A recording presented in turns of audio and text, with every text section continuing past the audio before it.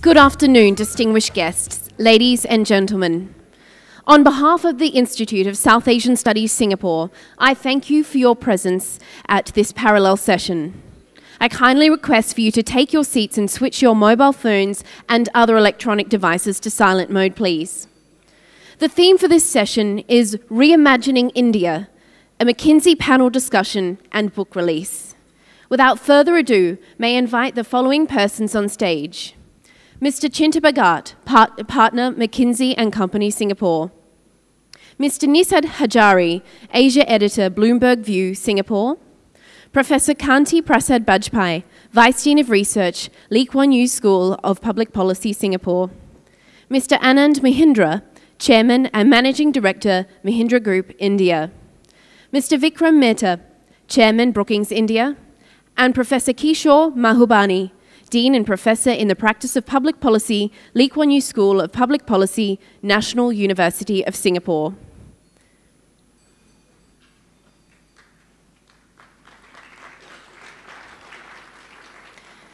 May I now invite Mr. Chinta Bhagat to deliver his welcome address. Mr. Bhagat, please. Thank you. Thank you. I don't know whether to call this the graveyard shift, but it certainly feels that way. And so when we were given this big plenary, I was hoping some people would show up. So thank you for coming. I appreciate it. So guys, this is it's a big week for us. This book is a pretty special event for McKinsey. When we decided to do this about a year ago, the mood in India was already starting to get a little bit negative. And I think it's progressed in that direction over the rest of the year. But it is, in a way, a time to reimagine India. And this time around, what we decided to do, there's a bit of history behind this reimagining thing. It's not quite a series yet, but we have done one more of these in the past. We had done Reimagining Japan. That was after the nuclear disaster there a couple of years ago.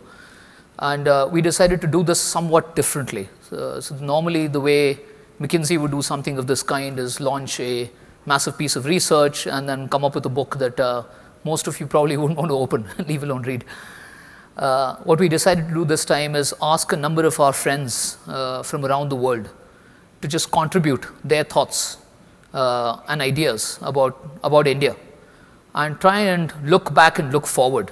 So in a sense, all we've done is edited it, provided a platform for discussion, and very grateful that almost every single individual we asked to do this said yes and was able to make a contribution. So I think we have a few copies of the book lying here today for those of you who might want to pick it up. Everyone from Fareed Zakaria, Mr. Mukesh Ambani, Bill Gates, Eric Schmidt, the list goes on and on and on. And particularly grateful that 3 of the authors are actually here on the panel with us today. Mr. Anand Mahindra, Kishore, and Vikram Mehta. So I'm not going to spend any more time making a speech. I'll hand it over to Nisad, who will conduct a conversation. My request to him had been, and to all of you, is let's have a real conversation. I think India needs it. Let's have a real conversation. Thank you. Thank you. Thank you, Mr. Bhagat. It now gives me pleasure to introduce the chairperson of this session, Mr. Nisad Hajari. Mr. Hajari is the current Asia editor at Bloomberg View. At Bloomberg View, he oversees the Asia coverage for the editorial board of Bloomberg News. He brings to the editorial board years of experience covering Asia. He has held numerous positions at Newsweek, including managing editor, foreign editor, and managing editor of Newsweek International, and was previously an editor and writer for Time magazine based in Hong Kong. I would now like to invite Mr. Hajari to chair the session and to introduce the panelists and to lead the question and answer session thereafter. Mr. Hajari, please. Thank you very much. Can everyone hear me all right? I might do this from here to make this a little more of a conversation with everyone. But thank you to all the panelists for being here. I'll start at the end here with the introductions. As you can know, at the very end here is Chinta Bhagat, who is managing partner for McKinsey in Southeast Asia. He joined McKinsey in 2001 and was elected a partner in 2006. Next to him is a man who needs very little introduction here in Singapore, Dean Kishore Mahbubani. He's Dean and Professor of Public Policy at the Lee Kuan Yew School of Public Policy at the National University. Professor Mahbubani has written and spoken all over the world. His books include Can Asians Think?, Beyond the Age of Innocence, and his most recent book is The Great Convergence, Asia, the West, and the Logic of One World. My favorite detail about him was that he was named by Foreign Policy last year the Muse of the Asian Century, which is a lovely description. Next to him, Mr. Anand Mahindra, another man who needs very little introduction, Chairman and Managing Director of Mahindra & Mahindra, which is a $15 billion global federation of companies with a leading presence in a broad spectrum of industrial sectors, from agriculture to automotive, obviously, to aerospace. Mr. Mahindra was co-chair of Davos in 2009, and he currently serves on the boards of the National Stock Exchange of India and the National Council of Applied Economic Research. And to my left here, also from the Lee Kuan Yew School, is Professor Kanti Bajpai. He's the Vice Dean of Research at the Lee Kuan Yew School, and before this, he moved to Singapore about 3 years ago. Before this, he was a professor of politics and international relations of South Asia at Oxford, and headmaster of the Doon School in Dehradun before that. And last but not least, at the very end here, Mr. Vikram Mehta, who is currently the executive chairman of Brookings India, the first chairman of Brookings India, I believe. He started his career with the Indian Administrative Service in 1978, left government in 1980 to join Phillips Petroleum, and spent the rest of his career in the oil industry. Between 1994 and 2012, he was chairman of the Shell companies in India. And so please join me in welcoming the panelists. So what I'd like to do, as Chinta mentioned, there are three panelists up here who have essays in the book, and what I'd like to do is start out by asking a little bit about those essays and the points that they were hoping to make with them, and then we can take it from there. Kishore, let me start with you. My favorite line in your essay is where you say, I think maybe you're quoting someone, that India has a wonderfully open society, but very closed minds. And I believe what you meant by that was that there's a tendency towards over-optimism in India, a little bit of self-satisfaction. When things are going well, it's assumed that things will always go well, and that the country doesn't have much to learn from a place like Singapore, let alone a place like China. Can you tell me why you believe that, and what you think can be done to change it? Yeah. You know, since I'm a Singaporean, I realized I had to be very careful when I criticize India or Indians. So I took the precaution of attributing the quotation to the person who actually wrote it first, who was Pratap Banu Mehta. Right. So Pratap gave me the line that I could use in this group here. But you know, the theme of my essay, quite simply, is that the gap if you look at societies all over the world, and you look at what their potential is and where they are today, the greatest gap in any society anywhere in the world is in India. And why do I say that? I mean, I use a very simple laboratory experiment.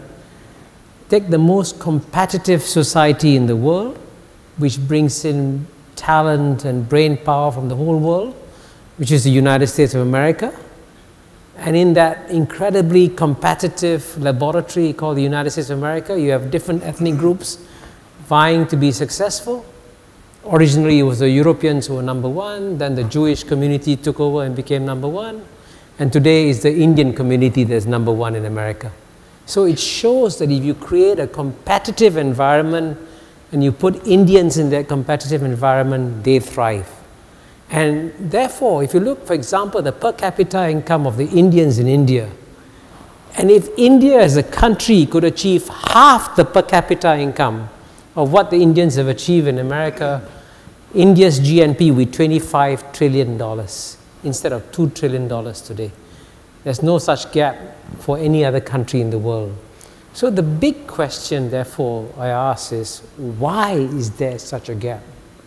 Why isn't India fulfilling its natural potential that it has? And the unfortunate conclusion is that for whatever reason, there's a rich history behind all this, many leading Indian figures came to the conclusion that it was better to close off India rather than to open up India to global competition.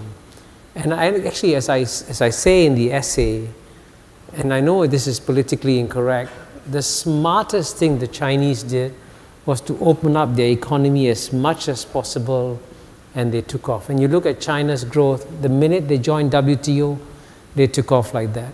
And so the simple answer for India then, if you can persuade, the goal of this essay is to persuade the establishment, to persuade the population, hey, India should be at the forefront of countries to open up its economy, because if we do so, we'll get a $25 trillion economy.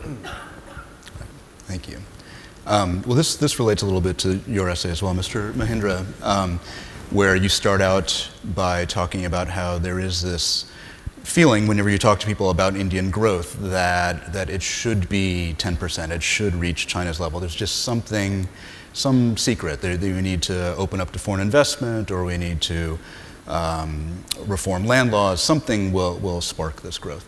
But you come up with a different answer, which is that the growth is not going to come from a decision at the top in New Delhi, that it'll come from decentralized competition among cities and states for innovative solutions to India's problems. I wonder if you can explain that a little bit. Sure. And just commenting on Kishore's points, I don't disagree with anything you said, because naturally all Indians want to feel we have potential. That immediately pacifies us, even as you're about to plunge the dagger into our stomach.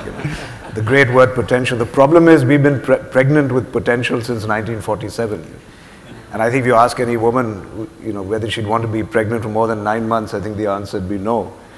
But the point is that, Kishore, you also, I think, like many of us, fall prey to this myth of one big India and one monolithic India, where there'd be this one leader who then would pull a switch and India would open up. And I say myth not because politically that is not correct and there isn't a legal entity as India, but the reason I'm provocative in the essay is because, funnily, I got tired of hearing a lot of defensive answers as to why India, when people compared India with Singapore in the old days, and they said, look at Singapore, and in the 60s, it was a sleepy town like Chennai is today, and look where they've come. And the traditional answer you'd hear from any Indian is, but we're a very large country, and Singapore is tiny, and so they can manage it. After a while, I got fed up of hearing this, because I said, well, if the only thing standing between growth and in fact people having 3 square meals a day was size, then why the hell weren't we smaller? Why couldn't we divide ourselves up from an administrative point of view or a managerial point of view into Singapore-type enclaves? And I wrote an article, and I mentioned this in the panel in Mumbai too, for a magazine called Business India back in the 80s. There was no email and Twitter, thank God, in those days, but I was accused of sedition and for promoting secession. The nationalists came out of the woodwork. But I wasn't talking about secession. I was simply saying, well, if the answer is so breathtakingly simple that you need to be the size of Singapore, then why don't we find distributed, decentralized solutions? So my broad point that I'm making there is that in India, the answer to many questions lies in decentralization. Even in management, even in manufacturing, one knows if you want to solve a problem, you break it up into manageable, intelligible elements. And then you scale up if you have to. This is a very broad statement, but I believe it applies to anything. It applies to states, it applies to problems, it applies to, today, fortunately, even to power. We are finding the answer lies in distributed solar generation power, biogas power. Small is beautiful was trashed a long time ago as not being capable. I think technology is enabling small is beautiful to be a successful strategy again. I'll stop there, but I can go into it. But essentially, my thesis is distributed, decentralized solutions. Great. I think we'll come back to that. It's a big topic. But since you mentioned decentralized energy, I'm going to turn to Vikram here, because in any of these solutions, any of these reforms that we talk about, a fundamental hurdle is lack of power, lack of energy. Your essay is about this, and you look at the reasons behind the lack of an energy policy in India. Obviously, the falling rupee has brought this out into stark relief recently with rising energy prices. What would you say is the most critical change that needs to happen in terms of changing Indian energy policy? Well, I don't want to focus on you, Kishore, but let me just pick up on your statement, if I understood correctly, wonderfully open society, but a closed mind. And I'll answer your question, but please. Okay. But I would perhaps just make one small amendment, and that would be that we are a wonderfully open society, but possibly a closed state, not a closed mind. We have an open mind, and we are receptive to new ideas, and our society is receptive to new ideas. And the challenge of energy is going to be resolved because we are receptive to new technologies. Now, the problems that we are faced, which I've talked about in my essay, are problems that are of a macro nature. Demand has risen much faster than supply, so the gap between demand and supply is such that today we import 80% of our crude oil requirements, whereas 25 years ago we imported 20% or 25%. So the ratios have just completely flipped. Our economy, the link between economic growth and energy demand and environmental degradation is unhealthily strong, and that in itself is a challenge. So our energy crisis is one that we are not going to be able to solve just by focusing on developing our indigenous hydrocarbon reserves or indeed our indigenous sort of energy resources in the short to medium term. It's going to be solved if we can apply technology to conserve demand, to improve efficiencies, and to bring decentralized solutions to the distribution of power.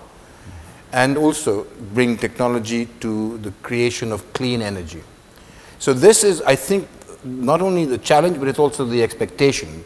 And the expectation arises from the fact that I find that the intellectual capital in India is such that we are actually in a position to harness and overcome the challenges of energy today. The big question is, will the state support this effort? The one reason why US was able to make this breakthrough in shale technology was because an independent company, a small independent company called Mitchell Energy, was supported for 10 years by the government whilst it was experimenting with horizontal wells and hydraulic fracturing. So the state, and that is why I come back to the notion of closed state. The state today, which is cautious, which is hesitant, which, as I said this morning, shackled to the past and precedent, that state has to change its approach to the challenges that we are currently facing. It's not a question of closed minds. It's not a question of being ideologically hidebound, which is, I think, what you also talked about.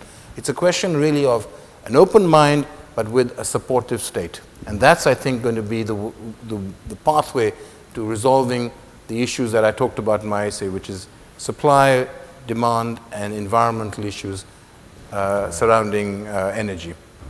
Okay. Well, Kanti, let me ask you this. This is something that comes up in all the essays. This question of the state. There's this sense that over the last couple decades, a lot of India's growth has happened despite the state. Right. This idea that India grows at night when the government is sleeping.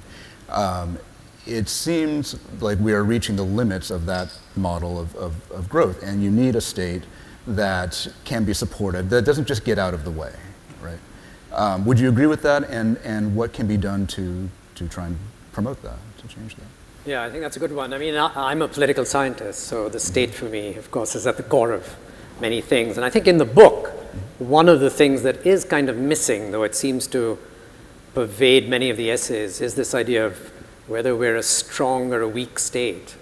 And by strong, I don't think anyone means an authoritarian, knock people over the heads kind of entity, but an enabling and enforcing and when necessary, regulatory and adjudicating state. I mean, and of course, an implementing state. And I think if you measure India along those kinds of indicators, and I think one of the things that comes through overwhelmingly, in fact, is that India is a weak state. If anything, the move out towards relying on the state governments, I mean, I think we're talking up the ability of state governments to do a lot of good stuff. The center's enervated or paralyzed for various reasons, but the state governments can do lots of good stuff. It just seems to me that the balance between the center and the states has probably gone too far towards the states, and that's one source of weakness. But the sinews of the state otherwise are weak. I mean, I think we know all our favorite statistics about the Indian state. The Indian Foreign Service, 700 officers. That's a foreign service the size of Belgium's foreign service. The IAS, I think there's some IAS officers here and a former IAS officer here. There are 5,000 of them for 1.2 billion people. These are our front rank administrators. That's an appalling ratio. Our policemen to ordinary people ratio is one of the worst in the world. I mean, you've got to provide law and order and some enforcement. The piece by Modi in the book shows that there's a backlog of 500,000 cases in the Indian judicial system. The Supreme Court alone has 60,000 cases pending, and the Chief Justice of India on average serves for 1 year. So I mean, you know, the capacity of the state at the center and of these state governments, provincial governments, is very, very weak. Indeed, in the provincial governments, I would say expertise and the capacity to think through a problem and govern is even weaker. So going forward in the next phase, I mean, you need a strong state, not a weaker state. And for a variety of reasons, partly related to liberalization, the idea that the state's getting in the way. We've, I think, dissed down the state, and we're facing the limits of that going into the future. It's interesting. So, Anand, let me ask you about this, because you put a lot of faith in the ability of state governments, in more local governments, to counteract some of the problems that happen in the center. Would you agree that's, I mean, why would you disagree with what Kanti's saying here? No, it's hard to disagree with Kanti, and I'm sorry, it sounds like I'm flogging my pet theory here again. But what are the odds of this changing overnight and our suddenly having the right number of IAS and IFS people and policemen? Pretty low, at least beyond my retirement horizon. So maybe that's why I'm not entertaining it. But I see these problems being dealt with much more competently by competent leaders in states. If you're looking for success stories, you will find them in certain states. It's remarkable what a man like Nitish Kumar has done in Bihar, for example. It's remarkable what's happening in Madhya Pradesh. The whole battle seems to be, or the whole focus of the world media right now seems to be on this battle for the center between these two heavyweight contenders. But there's a lot of action on the sidelines. There are a lot of fights going on in different weight classes, to use the same metaphor. But if you look at Madhya Pradesh, what Shivraj Chauhan has done there is, again, equally remarkable. I have factories in those states, and I find a very different kind of openness. I got a call from the Chief Minister of Madhya Pradesh saying that I heard that you were looking to make an investment of $1 billion in a new automobile plant. I'd like to come and see you. He in fact came up to the office, and he said, you know, my advisors told me that I should not go into anybody's office in the private sector. And I said, well, there are some people for whom I'll do it, and if they're investing $1 billion in my state, I'll damn well go to their office. And I'm sitting there and saying, I'm in India. This is unbelievable. There's a chief minister sitting in my boardroom, not afraid, as Vikram said, to be proactive, not worrying about looking over his or her shoulder. And I won't take the name. The last time I was in Singapore here, I was at a summit, and during the summit, one of the MNC leaders here said, you know, I've got to invest in 3 new plants in India, but where do I do it? Do you have any advice? And I said, have you thought of Madhya Pradesh? And his people hadn't briefed him about Madhya Pradesh. And I told this gentleman, I said, give me a minute. I walked out of the room right here in Singapore. I messaged the chief minister. Within 6 hours, there was a mail and then a hard copy back to the head of this MNC saying, I'm going to put a red carpet out to you. And that could be Singapore. So this is the paradox of India, Kanti, that you have this weak state when you look at it monolithically. And then you look and divide your attention, go into some success stories, and you find there are some remarkable things going on. So once again, I think if you're looking for stronger states, more proactive states, you will find them on the sidelines. You will find them in smaller agglomerations. Can I just make one, just add to that, just very brief, because it's very important. Madhya Pradesh State Electricity Board is going to break cash, going to have cash break even in 2016. It's the only state electricity board that's managed to solve its problems. And it's again because of leadership. It's an innovative leadership because it has not only introduced differential pricing whereby they charge market-related pricing to those that can afford to pay and also to farmers. But at the same time, they subsidize areas like agriculture, not farmers' households, but agriculture and irrigation. So there's a balancing there. The point I just want to reinforce what Anand is saying, that you got to understand that India is not run out of Delhi. India is run by a variety of different levels of government, and at these levels you are finding innovative and dynamic leadership. Yeah, I would just say that I don't disagree completely. I mean, obviously the balance between the states and the center is what I'm getting at, and I think, you know, as long as we're talking about the states being smaller and more innovative, I mean, these are gigantic entities. I mean, Uttar Pradesh is 180 million people, and, you know, the remoteness of Lucknow from many parts of UP is almost as bad as Delhi from many parts of UP. So, and the thing that's worrying me about the state governments is that, in fact, if you look at these chief ministers, they're more paternalistic in their style. I would say most of them are petty satraps in their style. I don't mean they're petty in terms of the issues they're dealing with. They intimidate their opponents. They intimidate the local media. I mean, the media is lively in knocking the Prime Minister of India and the central government, but they're squashed in the states. These state parties, they're not tremendously user-friendly democratic entities. They get their way by a fair amount of intimidation. So the thing that's worrying me is that it seems to me that they will replicate much of the centralization and authoritarianism sometimes of the center, if not worse. Let me actually build on what Anand said and perhaps push the thinking a little bit and take a bit of a parallel to this. You run a very large company. You know, I don't spend much time in public governance. I do spend a lot of time on corporate governance. And by the way, there's plenty of problems with corporate governance as well. But just for a moment, if you just hold the thought, if you look at how a small company gets developed, managed, and run, and then governed, and over time as organizations scale, what are the mechanisms that get built up to be able to manage all of that? Now, our learning, McKinsey's learning from organizational theory has been, you know, in general, human organizations don't scale very well. And ultimately you default to hierarchy as the only governing philosophy. It's happening to my firm. We're a partnership. We're supposed to be one partner, one vote. When I joined my firm, we were 400 odd partners. We're 1,400 now. And believe me, even just threefold decision making, I can see how difficult it gets.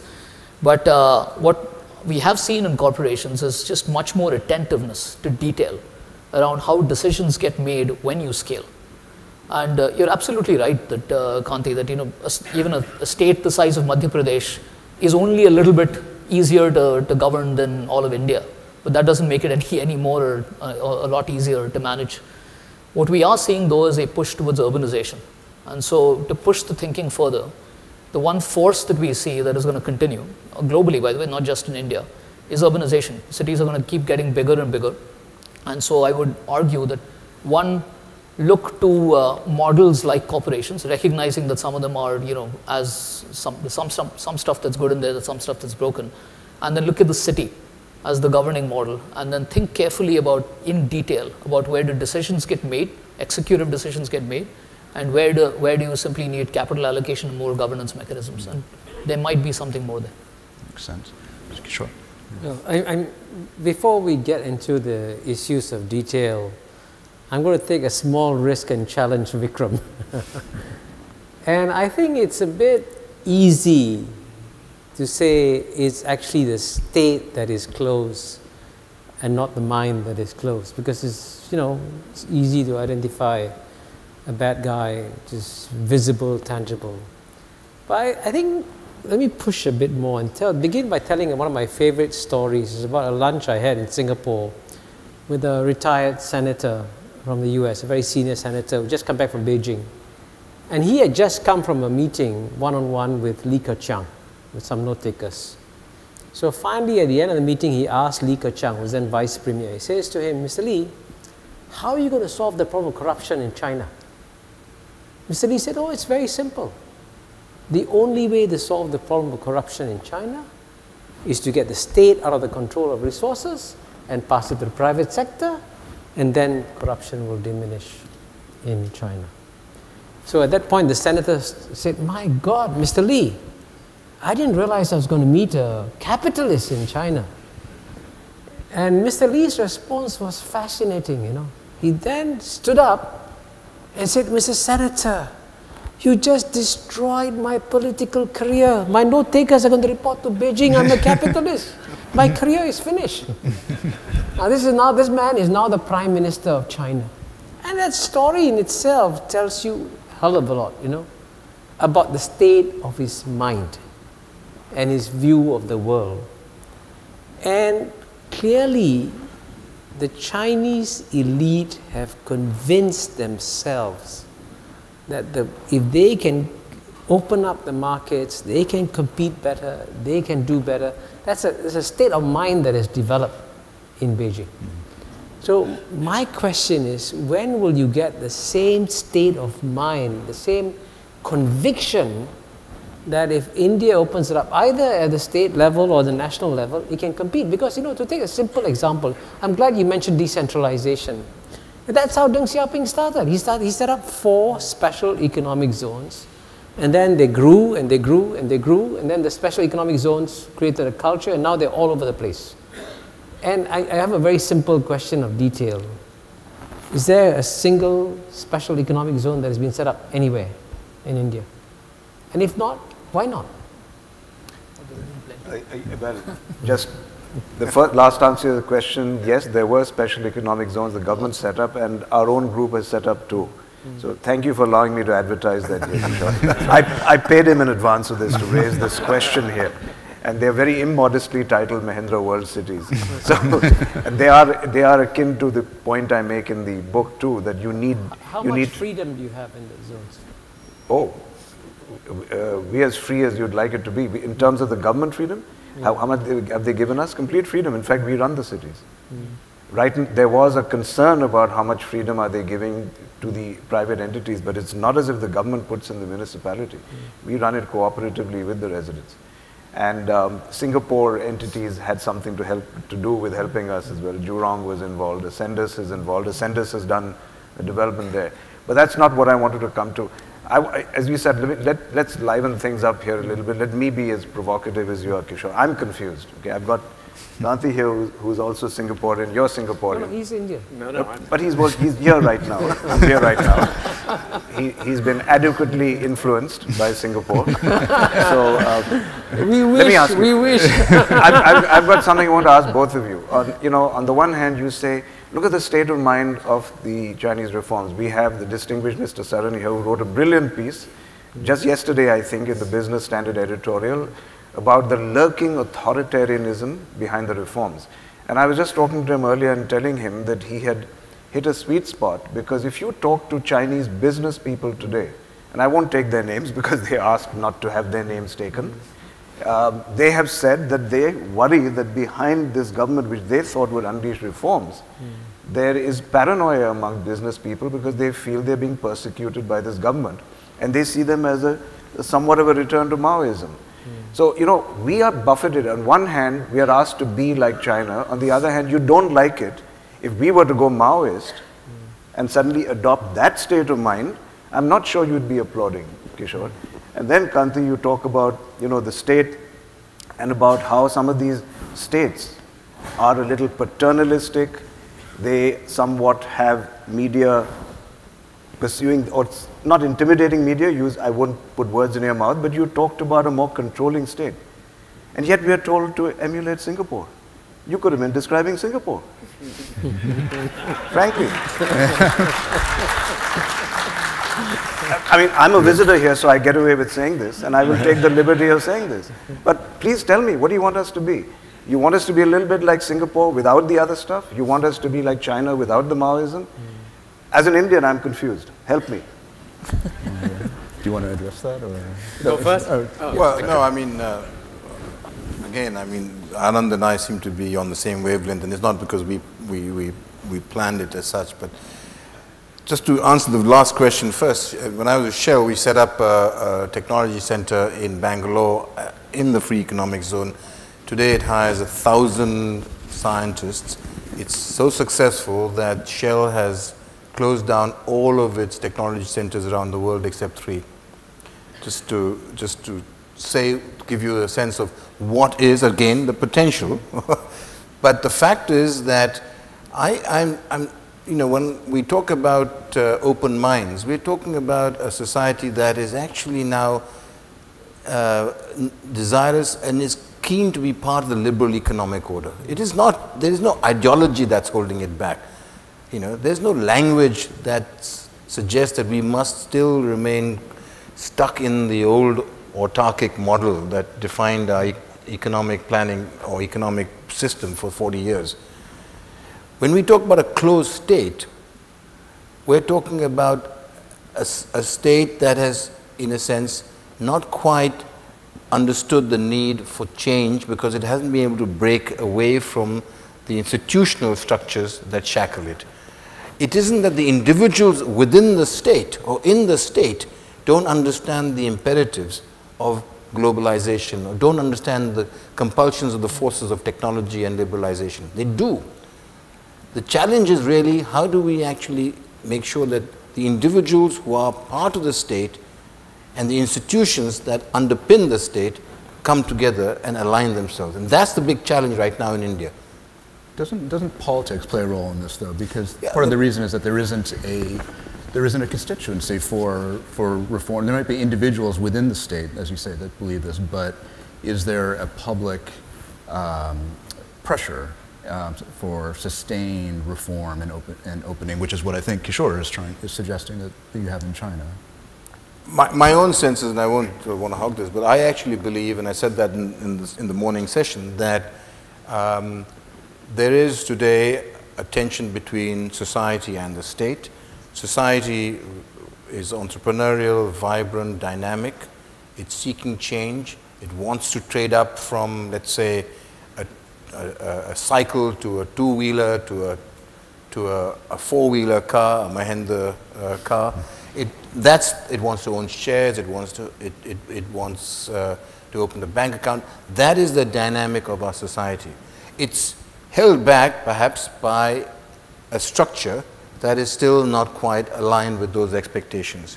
And so we have in the last few years indeed eroded the institutions that underpin the state. We have hollowed out the institutions of the judiciary, the executive, the bureaucracy, the legislature, and indeed that is now the big issue. But the fundamentals of our economy, the fundamentals of our polity remain intact. And I think we should really focus on that when we look forward. We should ask ourselves the question, will society actually be able to overwhelm or counter the caution of the state? And I believe it will. I believe the society is actually now much more vibrant and dynamic, and it is indeed now beginning to raise itself and challenge the caution of the state. Well, I'm not going to comment on Singapore. That's not my thing. And I think I'll let Kishore take on the issue relating to Singapore. I just don't know them well enough in any case. But I think that I'm not endorsing an authoritarian state at all. In fact, my discomfort with the state governments is that they are authoritarian. And I'm not such a great believer that they're delivering, all these great things. Without the support of the central government and some fundamental thinking through by the government. I mean, the reforms began at the center, as they had to, but they came from the top and they came from the center. They didn't come from the states. So I think that the states are taking far too much credit for things that they couldn't have done without the help of the center. But my fundamental point was just that the state is very, very weak. And I mean, just coming back to the issue of society, I mean, I think there is dynamism and liveliness in Indian society out there. There are also some very worrying trends. I mean, it's an illiberal society in many, many ways. If you look at the, the kind of reactions to books or movies and artists, how they express themselves. I think Malika Sarabhai is here somewhere, and I'm sure she'd have some rather tart things to say about where we are there. But I think, a point about society is that while it has strengths and dynamism, it also has illiberalism. It's also a weak society. I mean, frankly, if you look at a strong society, you would expect what Vikram is trying to do. A lot of think tanks, a lot of policy institutes, very vigorous forums for debate and a systematic, informed pressure on government. What we have in India is a society that periodically erupts over issues, but it isn't systematic about thinking through policy issues and bringing to bear interesting, creative, doable policies to the doorstep of government in the way that I think think tanks and institutes can do elsewhere. And the brain power is there in India. It's a matter of how civil society is geared to delivering those ideas. And I mean, there's some people who I think in the past have supported civil society amongst industrialists. I think we need more of that. So, I mean, I guess I'm saying there's a weak state and a weak society, and until both strengthen, it's going to be a tough haul in India. So, reimagining India is reimagining a stronger state and a stronger civil society. Let me ask this question. I don't know if Kishore or Anand, if you want to address this. In the book, this comes up quite a bit. One great reason for people find for optimism in India is this growing middle class, this younger generation who have coalesced around certain issues and that don't have to do with caste or religion or the old dividing lines. And there's this feeling that this is the group that will finally demand that their government serve them, right? But like the Occupy Wall Street movement, these things they flare up over some issue and then they fade, and there isn't a structure for them. How do you harness that? I don't know. I want to make one obvious point, which I made implicit, but I guess I better get explicit. That I think all of us in the panel agree that we want to see a strong and successful India. None of us are detractors of India. What we are disagreeing about is the ways and means of ensuring that we achieve the goal. McKinsey book says, and the subtitle, by the way, if I can read it to you, is Unlocking the Potential of Asia's Next Superpower. And as you pointed out, they've been pregnant with potential for 40 or almost 60 years now. So the question is, how do we do it? And I certainly think that, I mean, I agree with Vikram, by the way, that there is a certain dynamism about Indian society which is very powerful.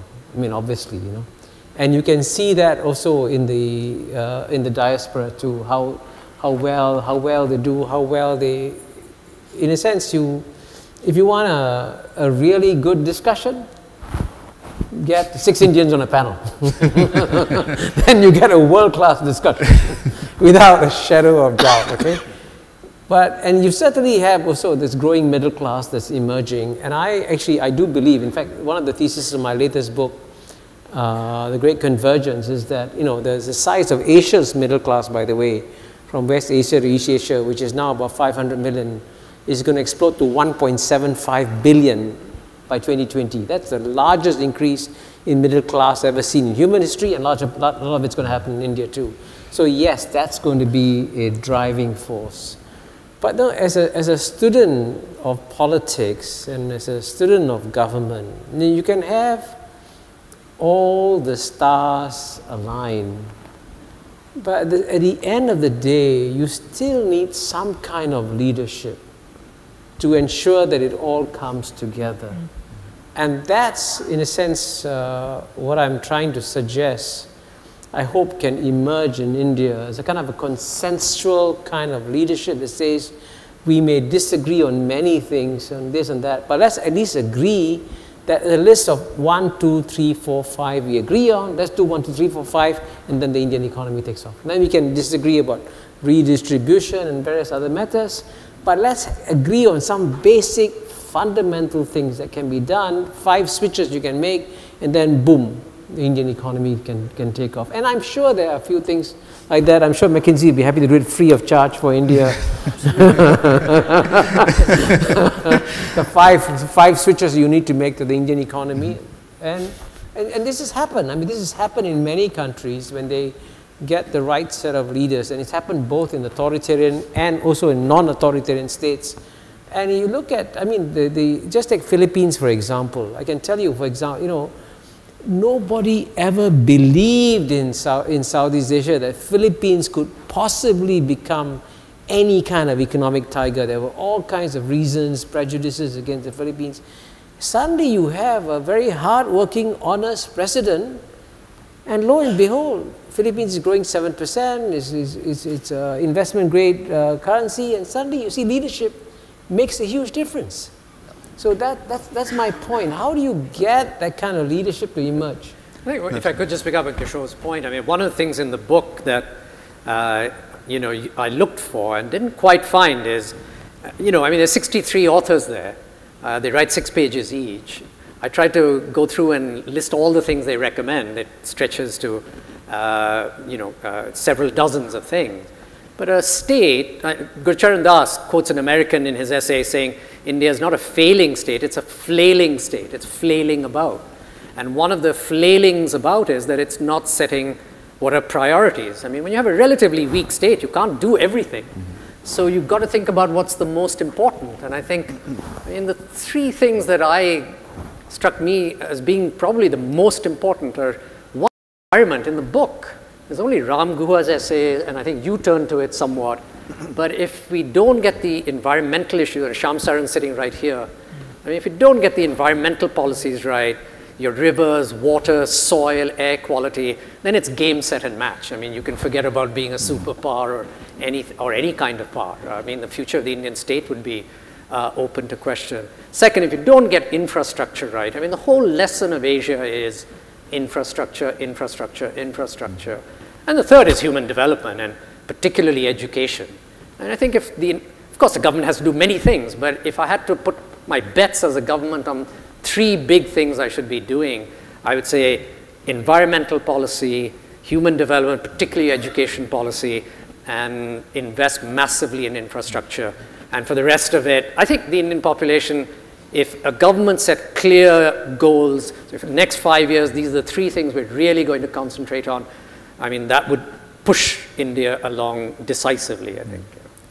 Yasud, can I get back to your question about the middle class? I want to tell you, yes, there is a great deal of hope that many of us place on this wonderful amorphous thing called this emerging middle class. I call it the third force because everybody talks about the powers in India being divided up between politician and businessman.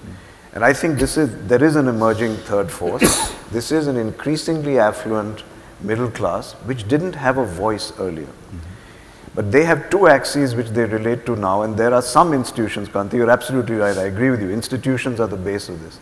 And what Vikram is doing at Brookings, what we are doing at Mahindra supporting Gateway House and other institutions is to build very strong civil institutions. And that is a work in progress. But there are some.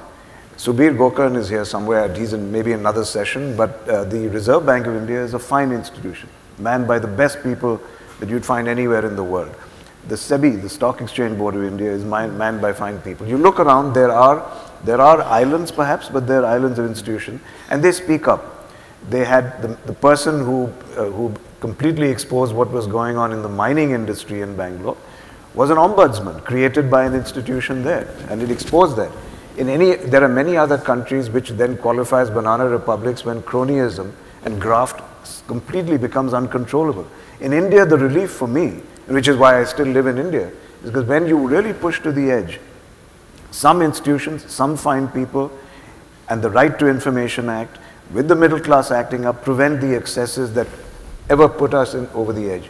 So I think when you combine technology, social media, right to information, some institutions, and the middle class, there is an emerging third force. Added to that, middle class refers to affluent income levels. There are 120 million new voters who are going to enter the electorate for this election. No one has a clue how they're going to vote. No one has a clue how many of them are going to vote, first of all, and then how they will vote and what their vote will result in. I think it's fascinating. Anyone who has any interest in society and in civics should be watching the Indian election, not because of this heavyweight contender fight that it's been positioned as, but to find out how these people who enter this electorate are going to vote and change India, and then how they will subsequently behave as a third force. So I believe that's the fascinating part about India today. Great. Well, on that note, I want to, and we've got about 15 minutes left, I want to open this up for questions to the audience. There are people with microphones, I believe. We start right here. Can you just please identify yourself and please ask a question, not a statement. My name is Nikesh Sinha and I represent NV Walked Singapore. It's a solar energy company. The question has nothing to do with solar. Given the feedback from all of you, do you think that the First Republic in India is dead? Do you think it's time for the Second Republic in India? Yeah, maybe. Well, I mean, I think one thing that is becoming increasingly clear is that something like the First Republic and the initial order that we began with kind of reached the limits of that. I'm not saying it's the end of democracy, but there's got to be some rethinking of fundamental institutions and the ways that we work. Whether it's, law and the judiciary. I mean, for instance, it's been pointed out that fundamental changes in our laws and so on probably needed. We're still operating with laws that go back to the British period, and many of them have probably just be gotten rid of, and huge parts of our legal system rewritten, frankly. We're probably poised at a point where the judiciary has to be somehow completely rethought as well. We just don't have enough judges. So either you get a lot more of them very quickly, or you do something else in terms of how you deal with adjudication and all of that. Look at Parliament, for instance. Today, you have 560 MPs, which we've had, I think, for the last 35 to 40 years, for a population now of 1.2 billion. When I was a kid, we had 560 MPs, I think, for about 400 million people, 450 million people. We're now at 1.2 billion, which means that, each constituency is about 2 million people. I mean, that must be those must be the biggest constituencies in any democracy in the world. Is that really workable anymore? How does one go about representing 2 million people with one person in Parliament? And if we increase the number of MPs, it's already often bedlam in Parliament. What would you do with twice the number of MPs? 1,000 MPs is more rational in terms of the ratios of MPs to population. But what kind of a parliament would you need then? And what kinds of parliamentary procedures would you need? So yes, I think in some ways you're right. That I personally have been thinking for some time that some kind of real radical rethinking of some institutions and so on is required. Look at the media. Talk about civil society. You just get a sense the Indian media is in many ways out of control, completely out of control. How does one think about that, going from ownership to codes of conduct and so on? So in a lot of areas, I think we're reaching the limits of the institutions we inherited and that we reworked very creatively and profoundly in the early years, but we probably reached the limit of them. We've got a question down here. My name is PK Basu from realeconomics.com. I'm an economist. Dr. Mahbubani, you talked about India not having opened up, but I thought India opened up about 23 years ago. And the consequence of that opening up actually is that in the last 10 years, India's real GDP actually grew at an average pace of 8%. Over the last 23 years, there's been a 17-fold increase in exports of goods and about a 20-fold increase in exports of goods and services. So it does appear that openness is not necessarily the problem. That's one side of it. I think when we talk about economic reform, there are certain specifics that probably need to get done, including labor market reform, that are beginning to get forgotten. Now, that's one set of issues. The other is when we talk about whether or not the question has to do with whether or not India's state is strong or weak. Ultimately, boils down to the fact that the state in India tries to do far too much beyond what it's supposed to do, what a normal state is supposed to do, and fails to do the basics. So it cannot provide primary education, primary health care, and sanitation to half its people, while it tries to, used to try and produce bread for everybody, and provides free rice and wheat now to 67% of the population. So perhaps the problem is that we're not trying to address in some of this discussion what the state should be about. The problem really is that the state is trying to do too many of the wrong things and not doing the basics that it should be aiming to do. So is there? I don't know if there's a question. I think there is. Yeah, I'm not sure there was. So I'm going to go in the back there. My name is Patrick Mendes from George Mason University near Washington, D.C. My question is for Ananth Mahendra. In your initial comments, you talk about centralization and decentralization and distribution. And then you give a wonderful example of your own business model where you have 2 factories in Madhya Pradesh. And given those 2 connections, 2 ideas, I was wondering whether centralization, decentralization is what is really happened in your business model. I think what you're happening is centralization versus uncentralization. So can you expand centralization to decentralization? What I think is you're trying to say is uncentralization. It's just like our internet connection, Google. It is a whole system is uncentralized. Nobody is in charge. Thank you. Yeah, it's interesting you used a phrase I've not heard before, which is uncentralized. And I'm trying to think that's interesting. Decentralized almost implies, I'm trying to interpret this new phrase as we go along, but decentralized means you had centralization, then you decentralize power. Uncentralized almost seems to mean no one's in control, complete Brownian motion. If that's correct, no, then I'm not in favor of uncentralization. I do certainly think you do need leadership. Sorry, yes, go ahead, Patrick.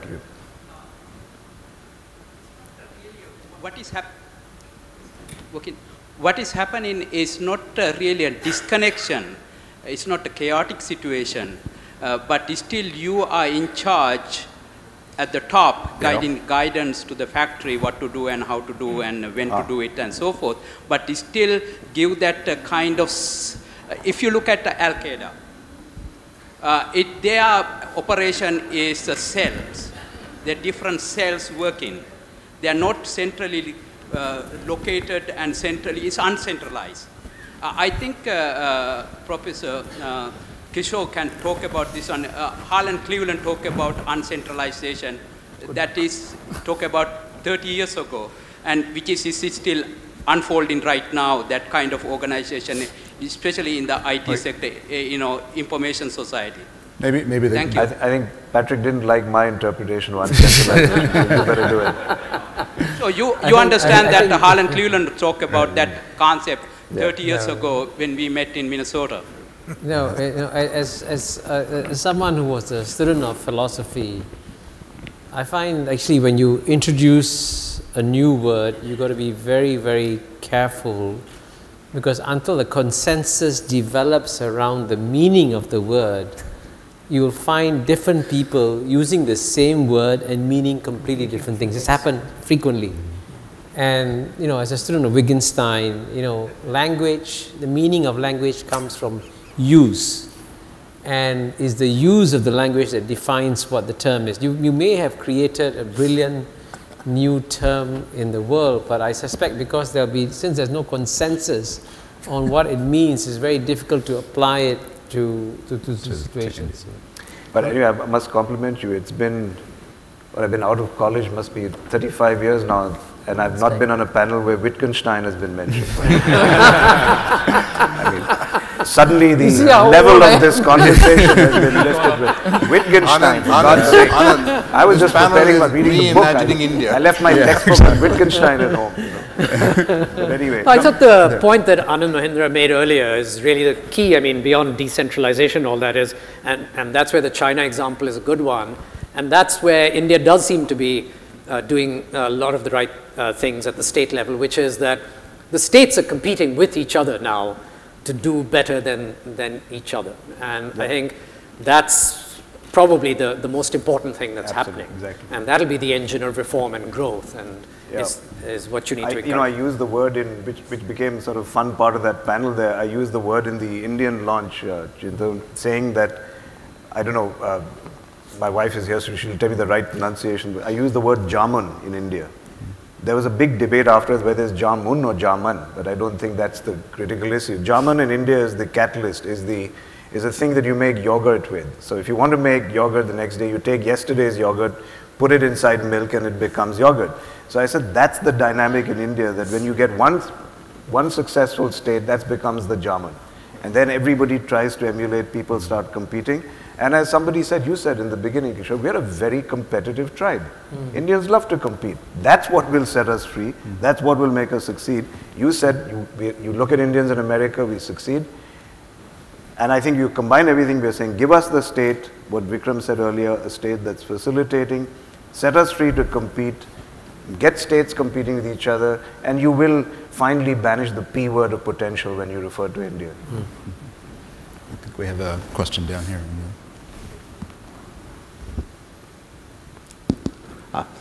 Hi, my name is Ravi Mantha. I run a local non-profit called TIE. The question primarily for Anand, but anyone else can take that as well. One of the biggest mass migrations of the rural to urban is about to happen in India.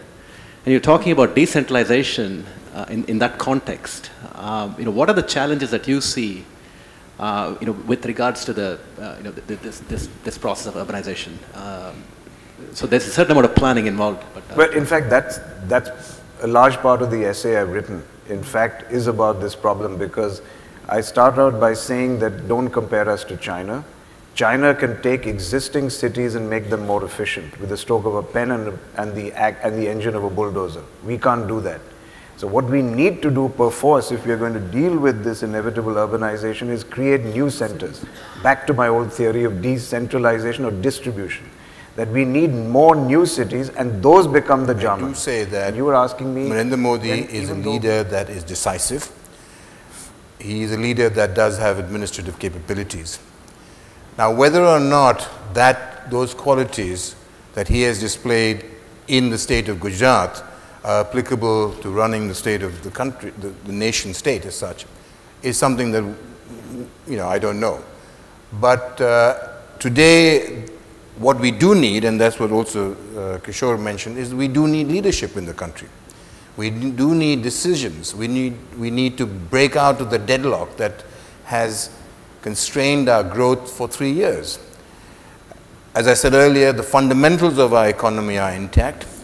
So what has happened over the last 3 years is we've basically taken a blunderbuss to our foot. It isn't because we are not going to be able to grow again. It's because we have actually made avoidable mistakes. So all I would say is, not to answer your question as to whether he is the right man or someone else is the right man, what we do need now is someone who is going to be decisive and who's going to actually unclog so many of the mistakes that we have made, which were avoidable. Right. There is, sorry, do you want to? Yeah, I'll give you a crisp answer. I'll say absolutely not. And the reason I say that is that I've lived in Gujarat, by the way, for 3 years. But before the Narendra Modi era, and I'm glad. But the reason I say it is because if you listen to him in his speeches, and one thing that comes through repeatedly is how many times he's self-referential. He talks about himself. I've never heard an Indian leader who talks about himself so much. I did this, I did this, I did this, I am this, I mean, I don't want to know about your personality and all of that, particularly in that sense. And someone who takes so much kind of credit for everything that goes on around him, I think if he gets to the center, I think it'll be a real problem. And I don't think that's the way to build, you know, he may be decisive, but I think it'll get unstuck.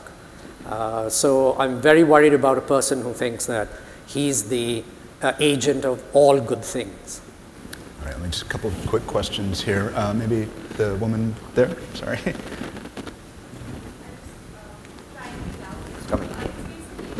I'm Rajita, I'm a student at the Lee Kuan Yew School of Public Policy. I was wondering, as we reimagine India, is it also time for India to rethink its foreign policy? Because for whatever reasons, we have, in a current situation, a very stressed relationship with all our neighbors, be it Pakistan, Bangladesh, Sri Lanka. And as we talk about infrastructure as being like the key issue in the coming years, and where geographical locations and the neighbors will play a key role, I mean, is that something that India needs to really think about in the years? I mean, that's something that I would love to have thoughts from all of you. Yeah, maybe Kishore, do you want to? I thought Kanti is the expert in Indian foreign policy. You said something about it in your essay, so I'm going to chuck it back at you. No, I mean, I think on Indian foreign policy, I actually do think, you know, by the way, you know, as someone who's been a diplomat for 33 years, I can sense, you know, in a room, what are the sort of general boundaries you can speak about and what are the boundaries you don't cross. And I've crossed a few times by saying, you know, look at China kind of thing, and I realized it's a bit uncomfortable here. But, you know, I have actually published an op-ed where I said that if you look 30, 40 years ago, the relationship between India and Pakistan was as difficult as the relationship between China and Taiwan. In fact, China and Taiwan seem much more dangerous in some ways 30 to 40 years ago.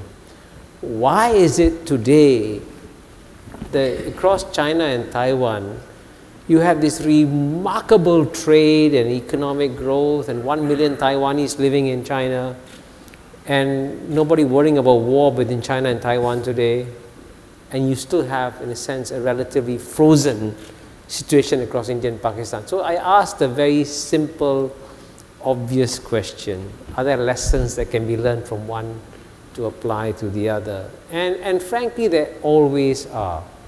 I mean, it is, you know, when I joined the Singapore government, I used to work for the economic architect of Singapore, Dr. Goh Keng Swee, and he said to me something very simple. He said, Kishore, no matter what problem Singapore encounters, somebody somewhere has solved the problem.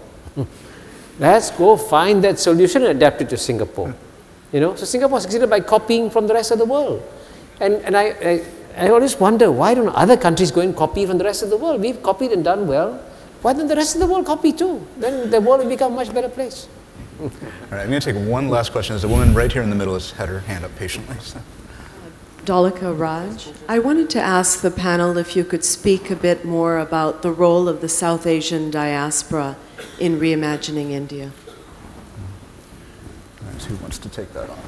A very quick comment, since we are at the end of time, but I had a wonderful time just before this with a bunch of students from the Global Institute, Global Indian School in Singapore. Global Indian School in Singapore, a bunch of them. And it was fascinating for me because they're all kids of expats, kids of people who have been first generation immigrants or second generation, and either in Singapore or have come here from somewhere else.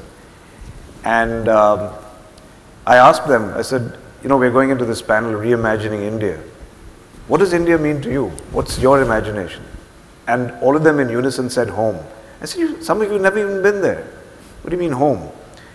And what came across to me and made me very positive was, one, that they still had links and saw it as home. But more important, unlike 20 years ago when I was in college, they're not embarrassed to say that. And I told them, I said, you guys, this is a band wrong before your time, but Queen. Freddie Mercury, how many people in the world know that the man is a Parsi from Mumbai? Because he hid it. He didn't want people to know he was Indian. I went to college in America where it was embarrassing to be Indian. And frankly, because people thought that we were weak, that every time you'd meet, it was, have you fed yourselves? I think there's been a sea change in that. So when I look at the diaspora, I think they are the ones carrying the flag about what India is going to mean. I told them, I said, you're the new X-Men. You're mutants. You don't even, you're not Indian, yet you're Indian, and yet you're all educated, you're highly vibrant. It's almost like I encountered a new force out there today. I don't know whether you're part of the diaspora, you live here, but I'm saying, forget looking at India, we're going to look to you. And we're going to look to you to make a new imagination of India. Thank you. So on that note, I know the cocktail hour is starting very soon, so I need to get you guys out of here. But please join me in thanking all of our panelists for this wonderful talk. Thank you very much to the panel for your insights and what was a very engaging discussion.